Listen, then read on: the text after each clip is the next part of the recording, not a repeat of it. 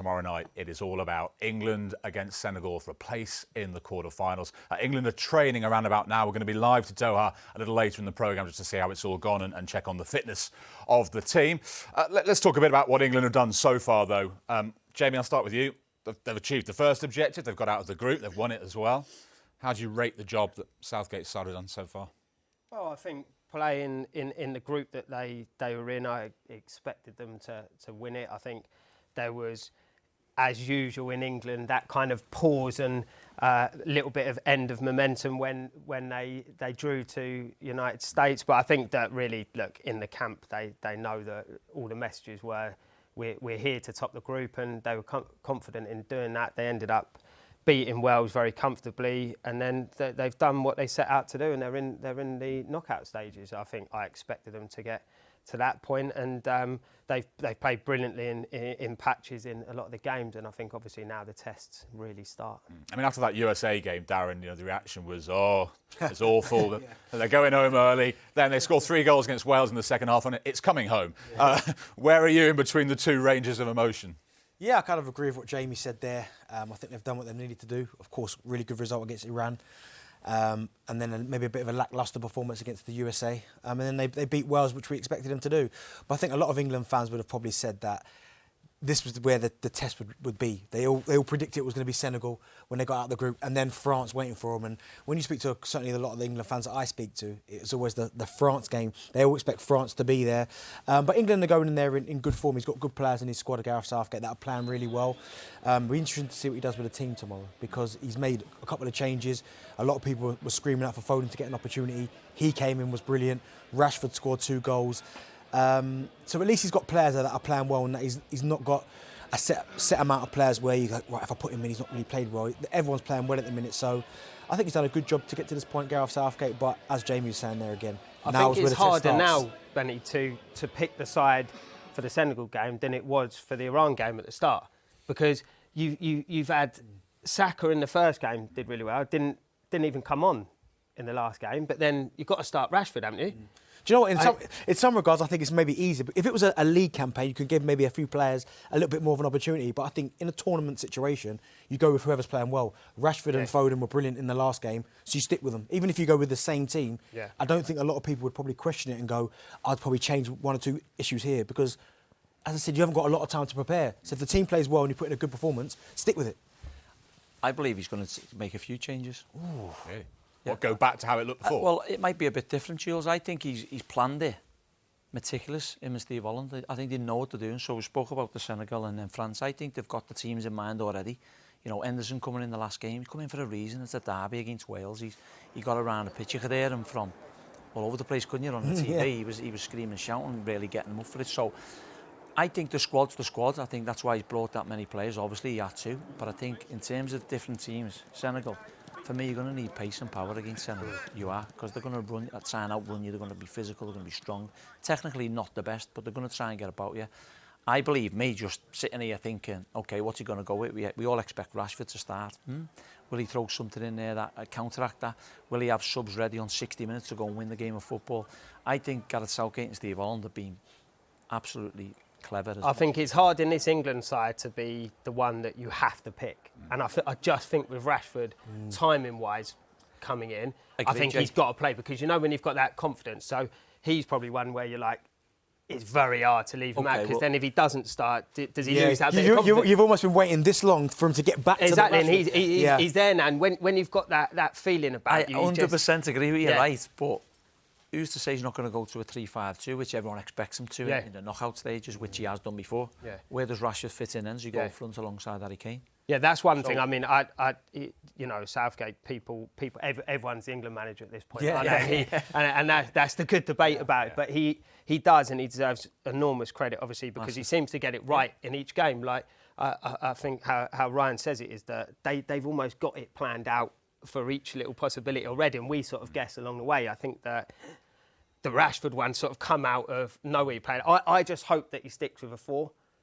Because I really think it does suit this style and being on that front. You get more attacking players on the pitch. Yeah, and I think any time where you see in the America game where they just go in a little bit deeper into their shell almost. It really like neglects what we're good at, is going forward with pace. Well, it was talk he done that against USA, didn't he? And he probably know what they need to do. He won the first game, drew the second game, and with all due respect, he probably knew they were going to win the third game. Yeah. So that's tournament football in itself, isn't it? How you go about your business, and I think they've gone about it superbly well so far. I've just got a feeling that there'll be more changes because I don't think you can be just straightforward in tournament football. You know, as a manager, I look at the 2 or 3 games ahead coming. The next one's the most important one, but you might think that my player might suit that game. Now, he's got the cream of the crop, hasn't he, at England, Gareth Southgate, so why wouldn't he use them type of players? You know, so for me, I think there's going to be some surprises, and I think the surprises will be to benefit England to get through the stages rather than just to benefit players. So we talk about Rashford scoring 2, well, what about Saka? He scored 2 the first game. But you know though, because of the second game against USA where maybe Saka wasn't at his best, it's almost like Gareth Southgate's looked at the Rashford and the Foden situation and gone, I get it, Saka wasn't great against USA, he didn't play, but he scored 2 in the first game. Yeah. But Rashford's hot, Foden's hot. How do I then take them back out the firing line to put Saka back in when we've waited so long? People have wanted Foden to get in the team. They've wanted Rashford to get back to the Rashford we know. How do, once we get them there, we then take them back out again? But we also know, and Ryan, you'll know this as a manager, he has his favourite players who he leans on and relies on time after time. Saka has become one of those, and Sterling has been one throughout until the other day. How big a dilemma is that going to be for him to leave out Sterling? Now we've reached the knockout stage where you're losing, you're out. I don't think it's a dilemma. I think it's a good situation to be in, knowing that them lads all know. There's one thing at stake in this World Cup, and that's for England to achieve something amazing what they haven't achieved in years to come. So there won't be no, we were talking off air about players, how you handle young players, how you have players with egos and attitudes and stuff like that. The times changed in football from when we all played. So I think Gareth Southgate has got a group of players, they all understand why they're there and they all understand what they need to bring to the team. And I think there's going to be changes along the way. You know, Gallagher, we haven't seen Gallagher yet. What does Gallagher bring to Chelsea's team? Energy, desire, commitment all over the pitch. Don't be surprised to see him in one of these games.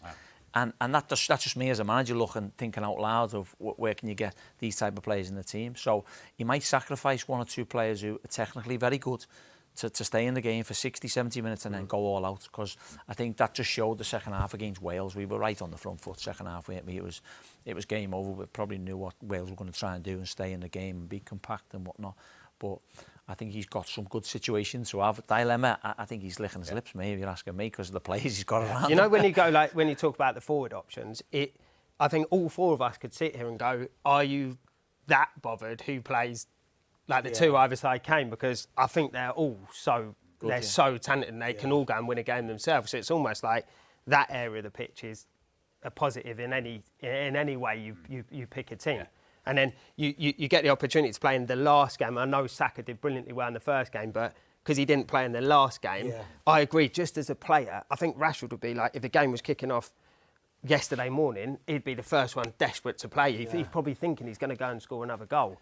That's why I just feel you have to play him. How tough stuff for Senegal's coach, though? He doesn't know who Gareth Southgate's no. So I think that's a good situation to have and good to have in the bank of these type of players who he can put in and when he wants to put in. So I'd like to see a few surprises, not too many, but I'd like to build a game around who he thinks can win the game of football to get through to the next one, whether it's France or whoever it may be, to keep progressing in the tournament. And we talked about the forwards, and you mentioned the name of Jordan Henderson earlier. That certainly made his presence felt in that game. But Darren Mason-Mount is another one of those he likes. Do you see him coming back in? No, I mean, I don't think Mason-Mount... I mean, he played really well in the first game. But as Ryan was saying there, Jordan Henderson came in, offered something different, a little bit more protection. And I felt in the way that he played that game, because it was almost like a 4-2-3-1, it was Henderson and kind of Declan that kind of protected the back line, and it allowed Jude to just go and not really have any defensive responsibilities. Now, can you do that the further you go in the tournament? It would be difficult, but I can understand why he'd bring Henderson back into it. As you said, you can hear him barking, the orders, he knows exactly what he's going to do. He won't shirk responsibility.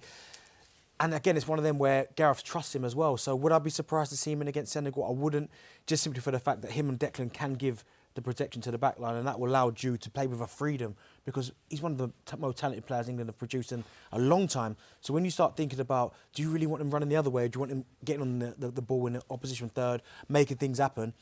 I'd rather that. Yeah, but on that, if he plays in like a 10 position, so it is a 4-2-3-1, who would you rather have in that 10 position? I wouldn't want Jude Bellingham in there. Jude Bellingham's a fantastic footballer. He's a midfielder, any energy, box to box.